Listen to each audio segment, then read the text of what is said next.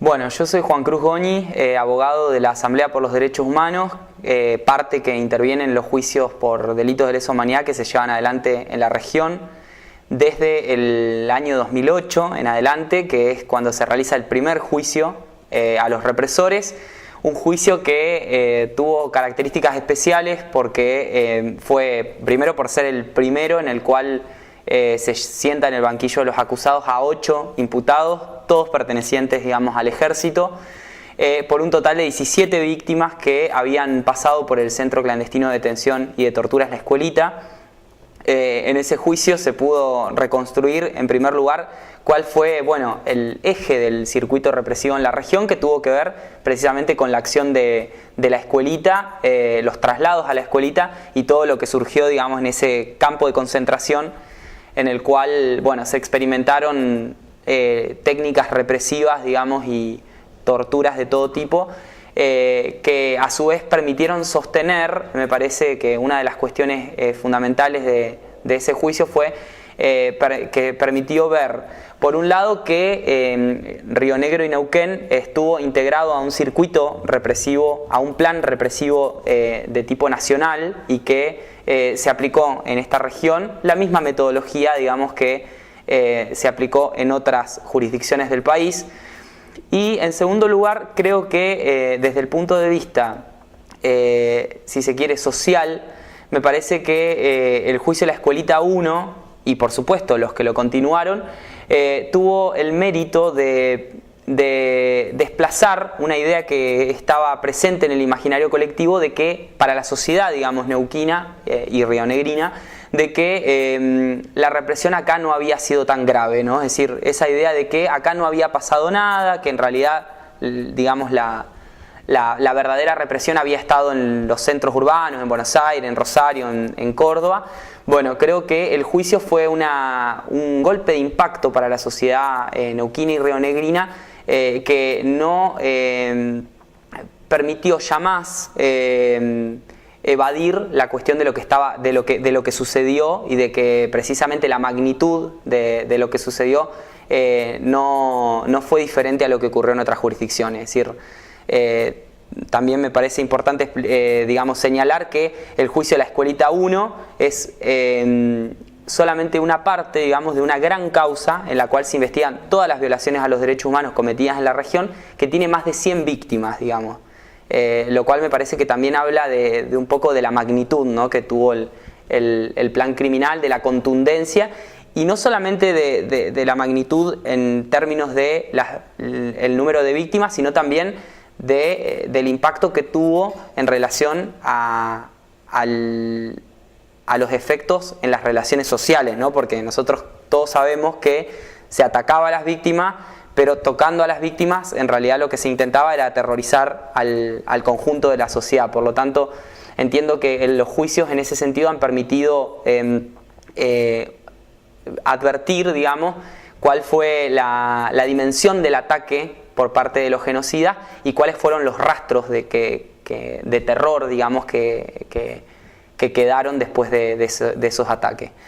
Además del juicio que tuvo lugar en el 2008, se llevó adelante un segundo juicio en el año 2012. Esta vez fue de características todavía más importantes desde el punto de vista cuantitativo. En ese momento fueron llevados a juicio más de 20 imputados por un total de 39 víctimas. Y ese segundo juicio tuvo, a diferencia del primero, la ventaja de poder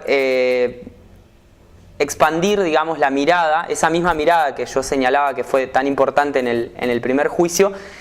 permitió, digamos, precisamente amplificar cuál fue la dimensión del plan criminal, teniendo en cuenta de que ese primero solo se había focalizado en la Escuelita como centro clandestino de detención y de tortura. El segundo juicio permitió justamente ver que la Escuelita no había sido el único centro clandestino de detención en el cual se habían aplicado estas técnicas, digamos, represivas, y que junto a la Escuelita también estuvo la Policía Federal, estuvo, digamos, es decir, la comisaría de Cipolletti, que fue un centro más de los centros clandestinos de detención y de tortura, y que también, por ejemplo, a través de de que el mismo juicio nos permitió conocer lo que había sucedido en Cutralcó, la comisaría de Cutralcó también funcionó durante el tiempo en que el operativo se llevó a cabo, funcionó también como un centro clandestino de detención y de torturas, donde se interrogó a detenidos, donde se los torturó, donde se extrajo información bajo tortura, donde muchísimas prácticas, las propias de ese plan criminal que podemos ver en casi todas las provincias de la Argentina, también se aplicaron en esa comisaría, ¿no? Incluso hasta la violación, ¿no es cierto? La violencia sexual que también fue empleada en esa circunstancia.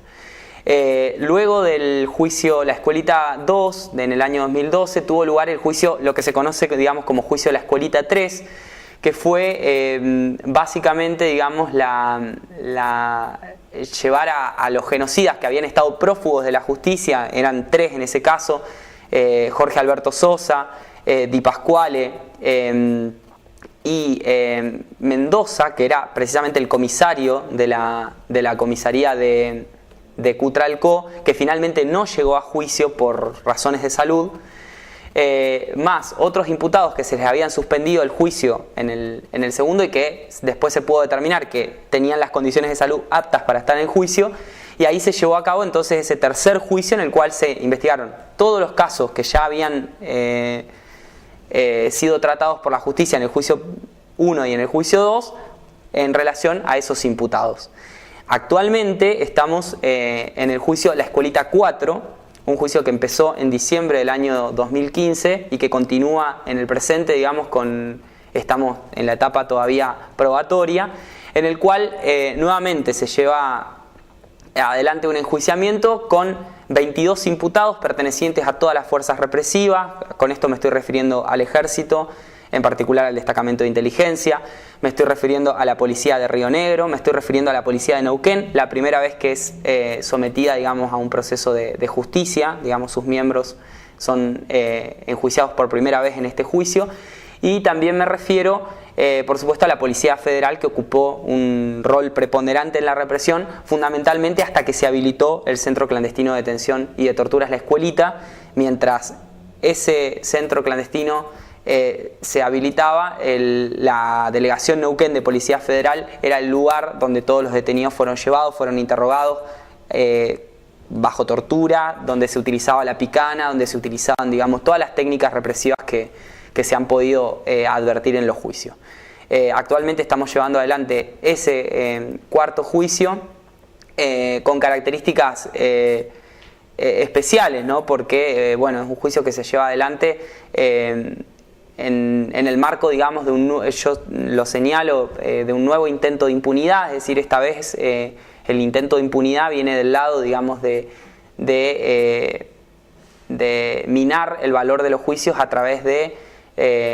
la defensa de los genocidas por viejos, en este caso, ¿no? Es decir, mientras no se los pudo juzgar durante 40 años,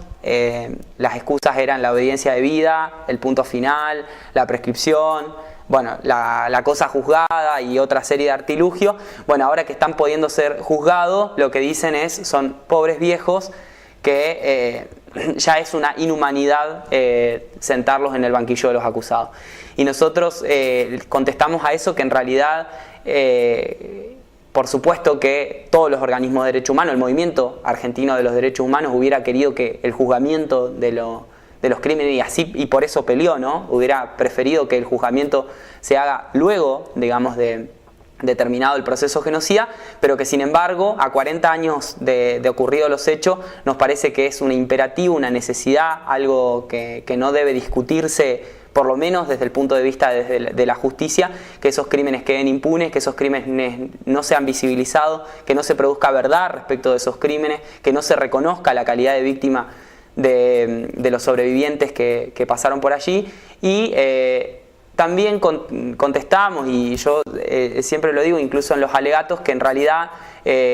cada vez que se dice que esto es una cuestión de pasado, nosotros reactualizamos ese pasado cada día, en el cual escuchamos a una víctima, a una madre de Plaza de Mayo, que busca todos los días de su vida a su hijo o a su hija, y que en realidad esa es, me parece, la mejor explicación de que no es una cuestión del pasado, sino que es una cuestión del presente. Los desaparecidos nos faltan a todos y nos faltan hoy, no nos faltaron solamente ayer.